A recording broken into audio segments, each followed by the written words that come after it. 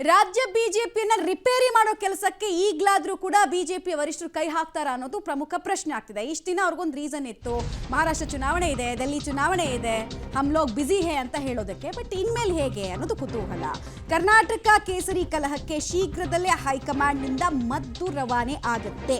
ತಾವೇ ತರಿಸಿಕೊಂಡ ವರದಿಗಳನ್ನು ಆಧರಿಸಿ ಬಿಗ್ಗೆಸ್ಟ್ ಡಿಸಿಷನ್ ಅವರು ತೆಗೆದುಕೊಳ್ತಾರಂತೆ.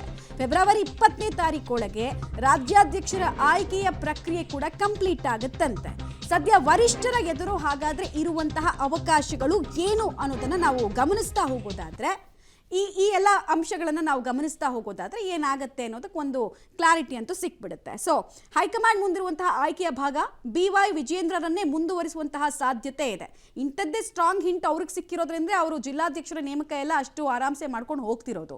ಸೊ ಸಾಧ್ಯತೆ ಅದೇ ಇದೆ. ಷರತ್ತು ವಿಧಿಸಿ ಮುಂದುವರಿಕೆಗೆ ಅವಕಾಶವನ್ನ ಕೊಡುವಂತಹ ಸಾಧ್ಯತೆ. ನೀವೇ ಕಂಟಿನ್ಯೂ ಆಗಿ, ಬಟ್ ಕಂಡೀಷನ್ ಸಪ್ಲೈ ಅಂತ ಹೇಳ್ಬೋದಂತೆ.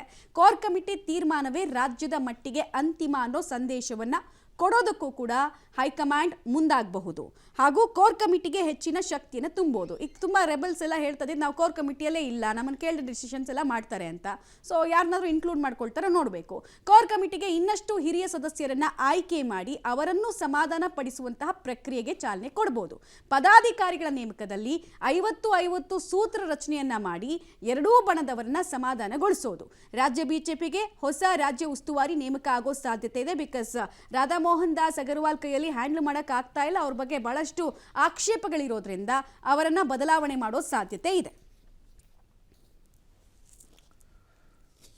ರಾಜ್ಯ ಬಿಜೆಪಿಯ ಅಂತರ್ಯುದ್ಧ ಮುಗಿಯದ ಕಥೆಯಾಗಿದೆ. ದಿನಕ್ಕೊಂದು ಟರ್ನು, ಕ್ಷಣಕ್ಕೊಂದು ಟ್ವಿಸ್ಟ್ ಸಿಗ್ತಾ ಇದೆ. ದೆಹಲಿ ಎಲೆಕ್ಷನ್ ಮುಗಿತಾ ಇದ್ದ ಹಾಗೆ ರೆಬಲ್ಸ್ ಮತ್ತೆ ದೆಹಲಿ ಪ್ರಯಾಣವನ್ನ ಮಾಡ್ತಾ ಇದ್ದಾರೆ. ವರಿಷ್ಠರ ಅಂಗಳಕ್ಕೆ ಈ ಮೂಲಕ ಬಿಜೆಪಿಯ ಆಂತರಿಕ ಕಲಹ. ಇವತ್ತು ಸಂಜೆ ಮತ್ತೆ ದೆಹಲಿಗೆ ರೆಬಲ್ಸ್ ಟೀಮ್ ಹೋಗ್ತಾ ಇದೆ. ಮತ್ತೊಂದು ಸುತ್ತಿನ ದಂಗಲ್ಗೆ ಭಿನ್ನರು ಸಿದ್ಧತೆಯನ್ನ ಮಾಡಿಕೊಂಡಿದ್ದಾರೆ. ದಾವಣಗೆರೆಯಿಂದ ದೆಹಲಿಗೆ ಯತ್ನಾಳ್ ಬಣ ತೆರಳುತ್ತಾ ಇದೆ ಎನ್ನುವಂತಹ ಮಾಹಿತಿ. ದಾವಣಗೆರೆಯಲ್ಲಿ ಸಿದ್ದೇಶ್ವರ ಮನೆಯಲ್ಲಿ ಮಹತ್ವದ ಸಭೆಯನ್ನು ನಡೆಸಲಿಕ್ಕೆ ರೆಬಲ್ಸ್ ನಿರ್ಧರಿಸಿದ್ದಾರೆ. ಈ ಮೂಲಕ ಶತಾಯ ಗತಾಯ BY ವಿಜಯೇಂದ್ರ ಅವರನ್ನ ಅಧ್ಯಕ್ಷ ಸ್ಥಾನದಿಂದ ಕೆಳಗಿಳಿಸಬೇಕು ಅಂತ ಹೇಳಿ. ಇನ್ನು ಸೋಮಣ್ಣ ಅವರ ನಿವಾಸದಲ್ಲಿ ಒಂದು ಪೂಜೆ ಇದೆ. ಪೂಜೆಯ ನೆಪದಲ್ಲಿ ಭಿನ್ನರು ಇಲ್ಲೂ ಕೂಡ ಸಭೆಯನ್ನು ನಡೆಸಲಿಕ್ಕೆ ನಿರ್ಧರಿಸಿದ್ದಾರೆ. ಹಾಗಾಗಿ ಭಿನ್ನರ ಚಲನವಲನದ ಮೇಲೆ ಅವರಿಡುವಂತಹ ಮುಂದಿನ ಹೆಜ್ಜೆಯ ಬಗ್ಗೆ ದೂರದಿಂದಲೇ ವಿಜಯೇಂದ್ರ ಅವರು ಕೂಲಂಕುಷವಾಗಿ ನೋಡ್ತಾ ಇದ್ದಾರೆ. ಬಟ್ ವರಿಷ್ಠರು ಇವರ ದೂರನ್ನ, ಇವರ ಈ ದೋಷಾರೋಪ ಪಟ್ಟಿ ಅಥವಾ ಚಾರ್ಜ್ ಶೀಟನ್ನು ಆಲಿಸ್ತಾರಾ ಅನ್ನೋದನ್ನ ಕಾದು ನೋಡಬೇಕಿದೆ. ಇದರ ಜೊತೆಗೆ ಸದ್ಯದಲ್ಲೇ ಪರಿಸ್ಥಿತಿಯಲ್ಲಿ ಬಿಜೆಪಿ ಲಿಂಗಾಯತ ನಾಯಕರು ಒಗ್ಗೂಡ್ತಾರ ಅನ್ನೋದು ಒಂದ್ ಕಡೆ ಪ್ರಶ್ನೆ. ಎರಡನೇದು, ಭಿನ್ನರಿಗೆ ಕೊಟ್ಟಿದ್ದ ಸಹಕಾರದಿಂದ ತಟಸ್ಥ ಬಣದ ಕೆಲ ಹಿರಿಯರು ಹಿಂದಕ್ಕೆ ಕೂಡ ಹೋಗ್ತಾ ಇದ್ದಾರೆ. ತುಂಬಾ ಜನ ಅಂತರವನ್ನು ಕಾಯ್ದುಕೊಳ್ತಾ ಇದ್ದಾರೆ. ನಿಮ್ಮ ಜೊತೆಗೆ ಹೋದ್ರೆ ನಮ್ಮ ಕೆಲಸನೂ ಕೆಡುತ್ತೆ ಅನ್ನೋ ರೀತಿಯಲ್ಲಿ ವಿಜಯೇಂದ್ರ ಬದಲಾವಣೆ ಒತ್ತಾಯಕ್ಕೆ ತಟಸ್ಥರು ಕೈ ಜೋಡಿಸ್ತಾ ಇಲ್ಲ. ದನಿ ಸೇರಿಸಿದ್ರು, ಬಟ್ ಕೈ ಜೋಡಿಸ್ಕೊಂಡು ಒಟ್ಟೊಟ್ಟಿಗೆ ಹೋಗಿ ಕ್ರಾಂತಿ ಮಾಡೋಣ ಅಂತ ಹೇಳಿದ್ರೆ ಯಾಕೋ ಮನಸ್ಸನ್ನ ತೋರಿಸ್ತಾ ಇಲ್ವಂತೆ.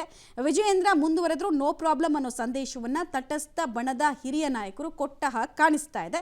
ವಿಜಯೇಂದ್ರ ವಿಚಾರದಲ್ಲಿ ಸಂಧಾನ ಬೇಡ, ಸತತ ಸಮರಕ್ಕೆ ನಾವು ಪಟ್ಟಿ ಹಿಡಿತೀವಿ ಅನ್ನೋದನ್ನ ಈ ಕಡೆ ಭಿನ್ನರ ರಾಗ ಮುಂದುವರಿತಾ ಇದೆ. ಎರಡರಲ್ಲಿ ಯಾವುದಕ್ಕೆ ವ್ಯಾಲ್ಯೂ ಸಿಗುತ್ತೆ ಅನ್ನೋದು ನಮಗೊಂದು 10-15 ದಿವಸದಲ್ಲಿ ಗೊತ್ತಾಗ್ತಾ ಹೋಗುತ್ತೆ.